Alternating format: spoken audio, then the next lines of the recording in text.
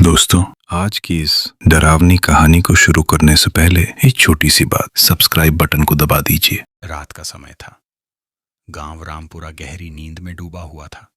चारों तरफ ऐसा सन्नाटा था मानो पूरी दुनिया रुक गई हो।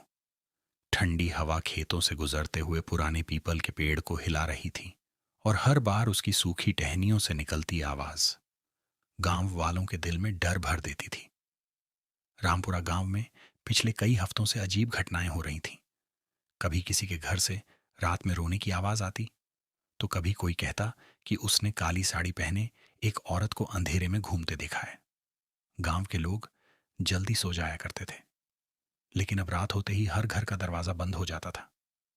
उस रात गांव की चौपाल पर कुछ लोग लालटेन के आसपास बैठे थे। सबके चेहरों पर डर साफ दिखाई दे रहा था। रामलाल ने कांपती आवाज में कहा, भाइयों, ये कोई साधारण बीमारी नहीं है। कोई गांव में टोटका कर रहा है। इतना सुनते ही सबकी सांसें रुक गईं। गफूर धीरे से बोला, कल रात मैंने खुद देखा। पीपल के पेड़ के नीचे एक औरत काले कपड़ों में कुछ बिखेर रही थी। एक बूढ़ा आदमी डरते हुए बोला, टोटका अगर बढ़ गया तो पूरा गांव बर्बाद हो जाएगा। उसी गांव में गोविंद अपनी पत्नी रीना के साथ रहता था। रीना कई दिनों से बहुत बीमार थी, लेकिन उसकी बीमारी सामान्य नहीं थी। हर रात उसे लगता जैसे कोई अदृश्य हाथ उसका गला दबा रहा हो। उस रात रीना डर से कांपते हुए बोली, सुनो जी, कल रात मैंने देखा। मेरे सिरहाने एक परछाई खड़ी थी। उसके हाथ में इंसानी खोपड़ी थी। गोविंद घबरा गया, लेकिन उसने खुद को संभालते हुए कहा, तुम बस डर गई हो।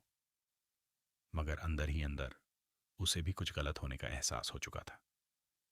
अगली सुबह गांव के बच्चे तालाब के पास खेलने गए, लेकिन वहां का दृश्य देखकर उनकी चीख निकल गई।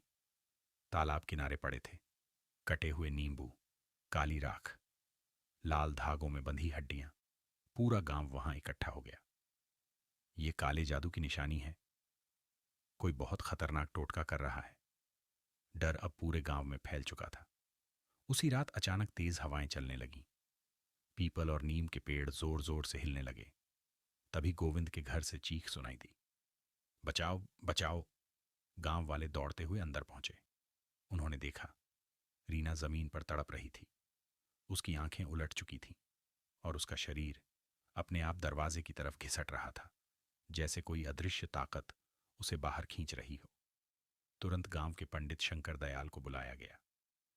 पंडित जी कमरे में आए। उन्होंने मंत्र पढ़ना शुरू किया।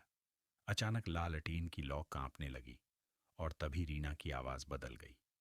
एक भारी डरावनी आवाज कमरे में गूंजी, छोड़ दो इसे, ये अब मेरी है। कमरे में मौजूद हर इंसान डर से कांप उठा। अगले दिन चौकीदार ने बताया, मैंने कई बार एक औरत को पीपल के पेड़ के नीचे देखा है। वो राख और खून से गोले बनाती है। अब गांव वालों को यकीन हो चुका था कि कोई औरत काला जादू कर रही है। उस रात पंडित जी, गोविंद, रामलाल और गफूर चारों लालटेन लेकर पीपल के पेड़ की ओर निकले। जैसे जैसे वो आगे बढ़ रहे थे, हवा में सड़ी हुई बदबू बढ़ती जा रही थी। पेड़ के नीचे पहुंचते ही सबके कदम रुक गए। जमीन पर खून से बनी आकृतियां थीं, नींबू, राख, हड्डियां और मिट्टी में घड़ी एक गुड़िया, जिस पर लिखा था रीना। गोविंद की आंखें डर से फैल गईं। ये मेरी पत्नी का नाम है। अचानक झाड़ियों में सरसराहट हुई। सबने देखा, एक काली साड़ी पहने औरत अंधेरे में बैठी कुछ बुदबुदा रही थी। उसके हाथ में मिट्टी का घड़ा था।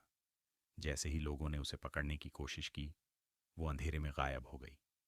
अगले दिन से रीना की हालत और भी खराब हो गई। कभी वो पागलों की तरह हंसती, तो कभी जोर जोर से रोने लगती। कभी अचानक बोलती, वो मुझे बुला रही है। गोविंद अब पूरी तरह टूट चुका था। फिर एक रात चौकीदार भागता हुआ आया। वो औरत तालाब के पास है। पंडित जी और गांव वाले तुरंत वहां पहुंचे। चांदनी रात में तालाब के किनारे वो औरत खड़ी थी। उसकी आंखें लाल थीं, होठों से खून टपक रहा था और वो किसी अजीब भाषा में मंत्र पढ़ रही थी।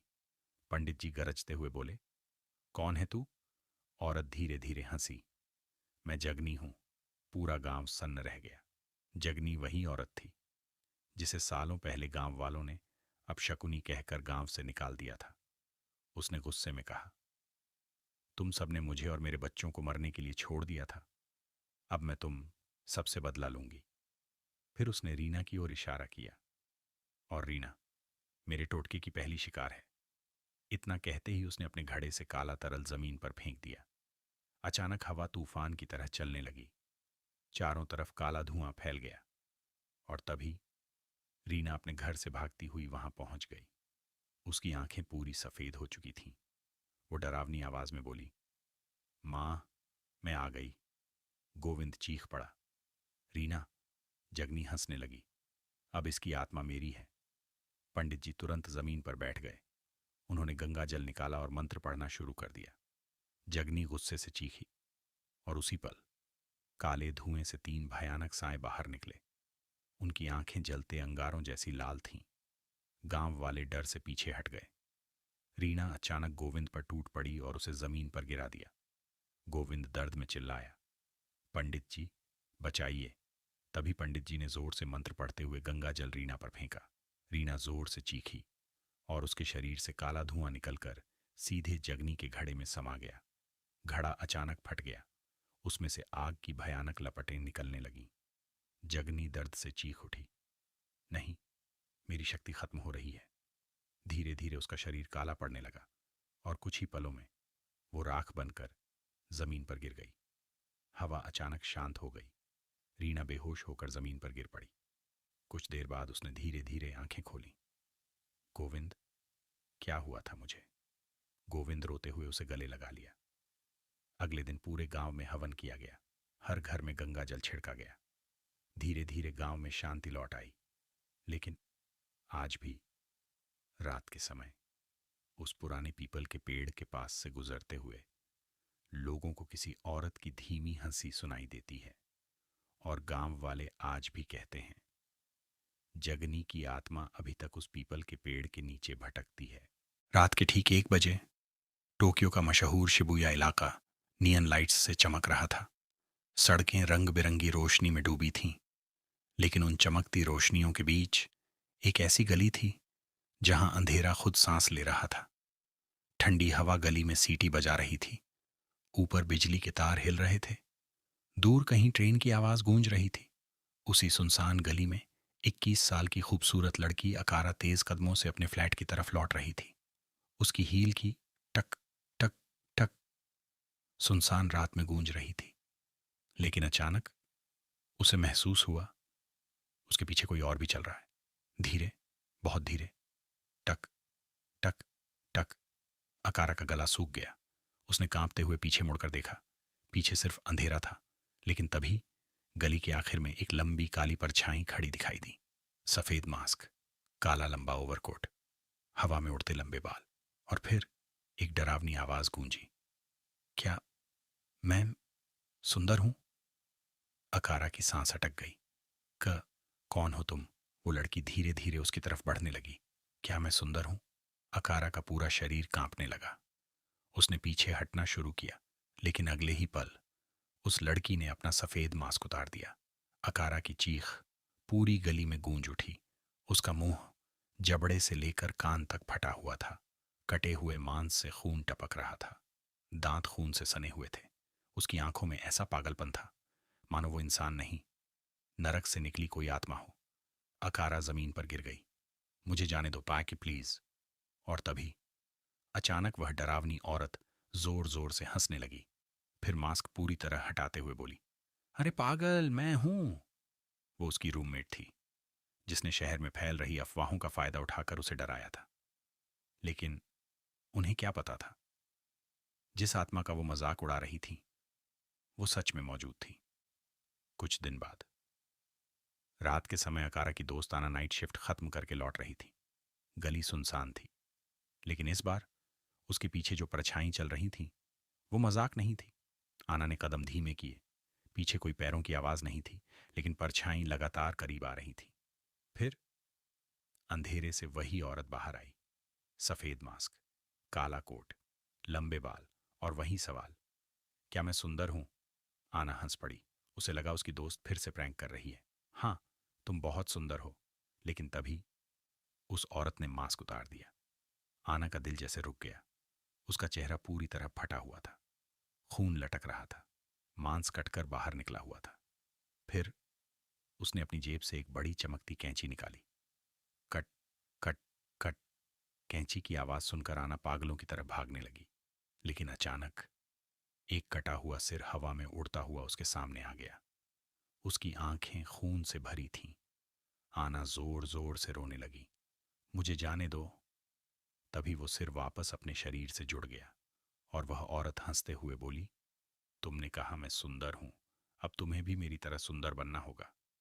अगले ही पल उसने कैंची आना के चेहरे पर चला दी।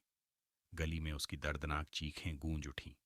सुबह लोगों ने देखा, पूरा रास्ता खून से लाल था और आना की लाश, चेहरा पूरी तरह कटा हुआ, सड़क पर पड़ी थी। शहर में डर फैल गया। हर रात कोई न कोई मारा जा रहा था। तब एक बूढ़े पुजारी होशुमा ने लोगों को उस आत्मा की कहानी बताई। सालों पहले कोची साके नाम की एक औरत थी। वो इतनी सुंदर थी कि लोग उसे देखते ही रह जाते थे। लेकिन उसका पति बेहद शक करने वाला इंसान था। उसे डर था कि उसकी पत्नी किसी और से प्यार करने लगेगी। एक दिन युद्ध पर जाने से पहले उसने कोची साके को घर में बंद कर दिया। लेकिन लंबे अकेलेपन के बाद कोची साके एक युवक से प्यार करने लगी। फिर एक रात उसका पति अचानक लौट आया और उसने दोनों को साथ देख लिया। गुस्से में पागल होकर उसने कैंची उठाई और अपनी पत्नी का चेहरा कानों तक काट डाला। कोची साके दर्द से तड़पती हुई मर गई, लेकिन उसकी आत्मा नफरत, दर्द और बदले की आग में जलती रह गई। तब से वो हर रात लोगों से पूछती, क्या मैं सुंदर हूं? अगर कोई हां कहे तो वो उसका चेहरा अपने जैसा बना देती। अगर कोई नहीं कहे तो वो उसे तुरंत मार डालती। पुजारी होशुमा ने फैसला किया, अब इस आत्मा का अंत करना ही होगा। आधी रात वो उसी गली में पहुंचा। चारों तरफ धुंध फैलने लगी। हवा बर्फ जैसी ठंडी हो गई। लाइट्स टिमटिमाने लगीं। फिर अंधेरे से कोची साके बाहर आई। उसकी आंखें जल रही थीं। क्या मैं सुंदर हूं? होशुमा ने कांपते हुए कहा। सुंदरता चेहरे में नहीं, आत्मा में होती है। कोची साके चीखने लगी। उसका शरीर कांपने लगा। होशुमा ने अपनी जेब से एक पवित्र आईना निकाला और उसे उसके सामने कर दिया। पहली बार कोची साके ने अपना असली चेहरा देखा, फटा हुआ, खून से सना, भयानक। वो दर्द से चीख उठी। पूरा इलाका उसकी चीखों से कांप गया। फिर उसका शरीर धीरे धीरे धुएं में बदलने लगा और कुछ ही सेकंड में वो हमेशा के लिए गायब हो गई। लेकिन आज भी टोक्यो की कुछ सुनसान गलियों में रात के 1 बजे लोगों को एक औरत दिखाई देती है, सफेद मास्क पहने, कैंची हाथ में लिए, और फिर अंधेरे में एक आवाज गूंजती है, क्या मैं सुंदर हूं?